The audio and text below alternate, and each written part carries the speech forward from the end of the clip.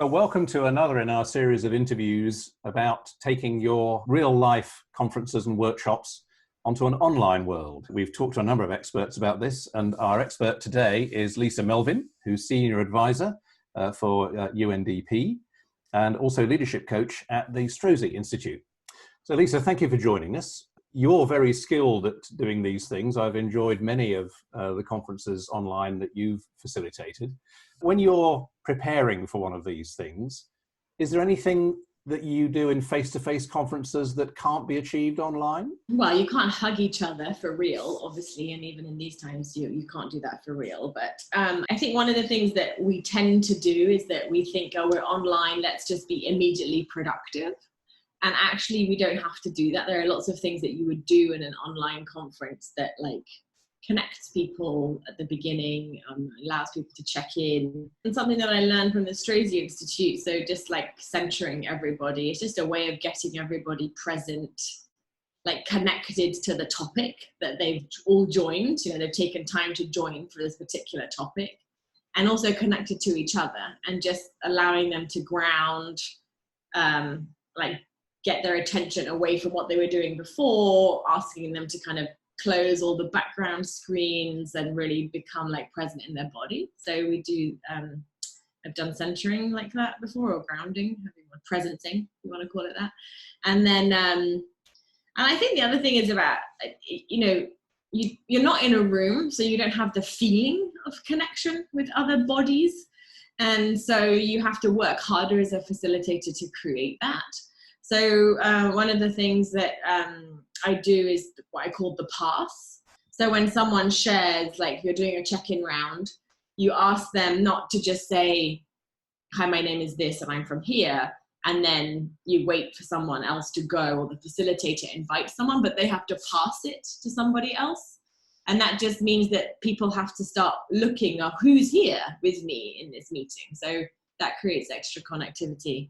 And then the other thing I do is that if I'm presenting something or talking through something and sharing a screen, I will ask people on the call to read what's on the screen. And that just invites more voices into the conversation and also keeps people's attention.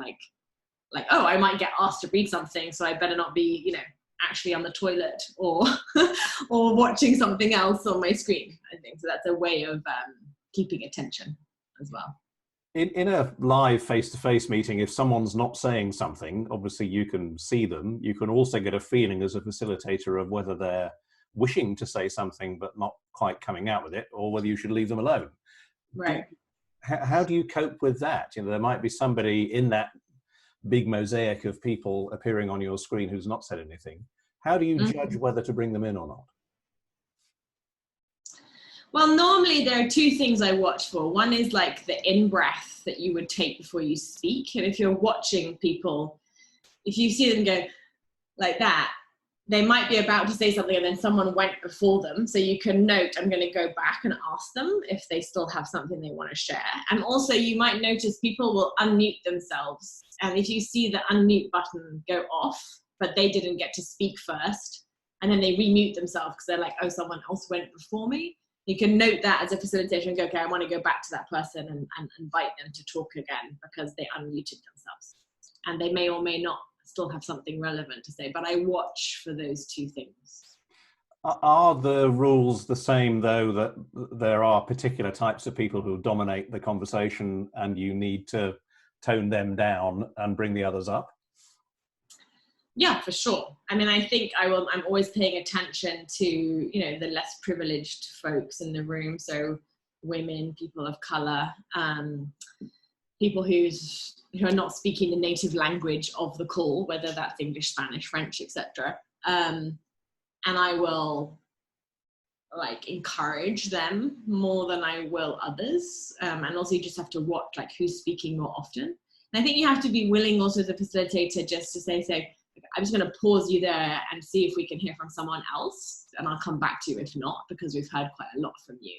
So you just have to be comfortable doing that, which is similar to being in a room, really, as well. And I think also to really think hard, like you would in a normal conference, if you've got a couple of speakers, coming on into it's a formal panel or something, start with the women, start with the people of color.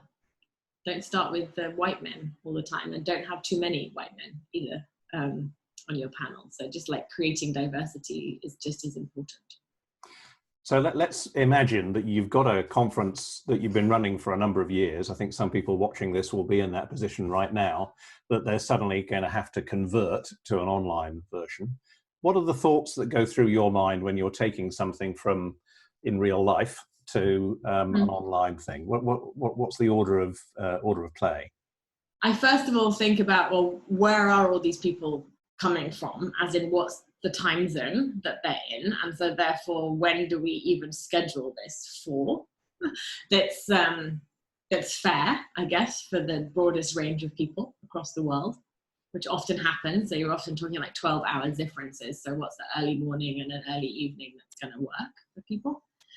And then maybe that you have to split it into 2 different sections, because you can, but it's not so easy to do dual, like a parallel interpretation. So you might want to run the same thing twice, once in Spanish, once in French, once in, or once in English. Or you might even want to run one for this time zone and one for this time zone, same content. So those are some of the things that I think about first, just like, when is this going to happen? And then there's an element of like, how do you make sure that people come? It depends what kind of thing you're going to run. But I think one way to make sure that you get people showing up is that you ask them to prepare something. So we'd like you to share, a 3-minute case study or a story, or we'll ask you to speak about this. And that just gives people extra reason to join. And rather than telling you that they're going to join, it's much easier to not show up to a virtual call for whatever reason. What about the running of the event itself? Do you change the order in which you do things? Do you spend longer on some things and less on others? You prioritize what needs to be discussed collectively, and then you deprioritize the things that can be done, outside of an online collective space. Like, you can share reports beforehand and read them. Instead of having the panel online, you could interview them and send the interview, and then you prioritize the discussion and the breakout sessions and the sharing of thoughts and ideas and reflections, or brainstorming together. So I would prioritize those things for the time, and then work out what could be done pre and post the time together. You mentioned body clocks before, when people are in particular time zones, but of course, if you're at a day-long conference, your body also has an expectation of what's going to happen at particular stages. So, before the coffee break, after the coffee break, before lunch, after lunch, etc. Is there a rhythm like that you can set for a 1 or 2 hour call as well, so people's expectations of the story arc of what's going to happen are set together? Yeah, I would say, like, break it into 3 parts. And make sure that there's no one person talking for more than 15 minutes at any point in time. So those would be the kind of rules that I would apply. And make sure that the folks inside the virtual room get to interact with each other at least every half hour, right? So whether that's for 5 minutes or in a small group for 20 minutes, just make sure that happens every half hour as well. When you've been participating in these, either as a facilitator or as a participant, what's the thing that you saw, good and bad, really? Is there an example of something you've seen and think, wow, fantastic, that's a great idea? Yeah, we were working on a kind of shared, there's this Miro online whiteboard as a team together. So we were on Zoom, and then we talked, and then we all got onto a board, and we're moving Post-its around and talking and filling them in. And you can see what everybody's doing at the same time.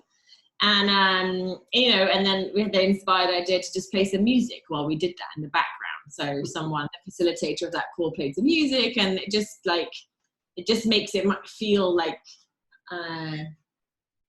as much as possible you're together. Yeah. So that was fun.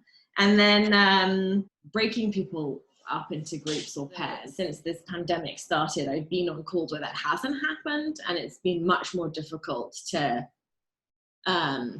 keep my attention.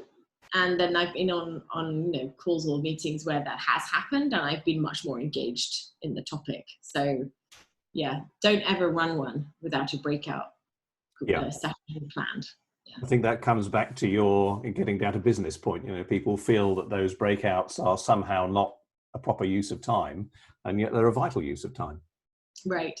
Yeah. Exactly. Yeah. So I'm going to give you at the conclusion of the interview, I'm going to give you a magic wand now. And you can wave the magic wand, and you can change anything you like about online meetings. What's the one thing you change if I gave you that magic wand?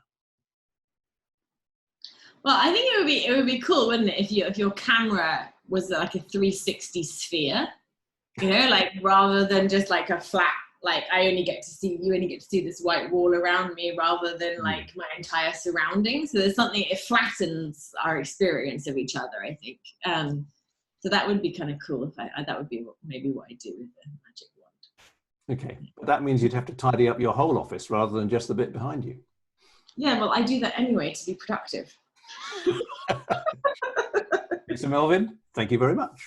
Thank you, Simon.